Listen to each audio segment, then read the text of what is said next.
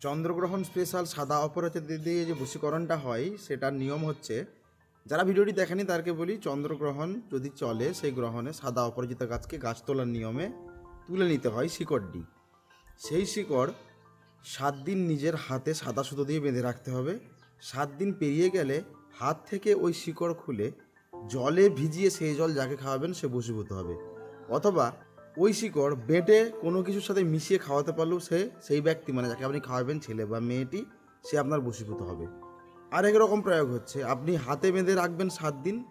7 দিন পর ওটা খুলে সেই মেয়ে বা ছেলেটির ঘুমানোর বালিশের নিচে যদি রাখতে পারেন তাহলেও সে তীব্র বশীভূত হবে। যতদিন পর্যন্ত বালিশের নিচের থেকে ওই শিকড় না কেউ বের করছে, এই বশীকরণ কেউ কাটতে পারবে না।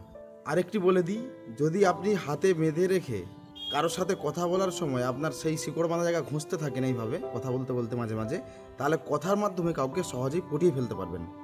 আর যদি কাউকে হাতে বেঁধে রেখে 7 দিন পরে জলে ডুবিয়ে সেই জল খাওয়াতে পারেন, আবার শিকড় দিয়েও খাওয়াতে পারেন, আবার বালিশের নিচেও রাখতে পারেন, তাহলে এই বিষয়ে বশীকরণ কাটানোর মতো ক্ষমতা কারোরই থাকবে না।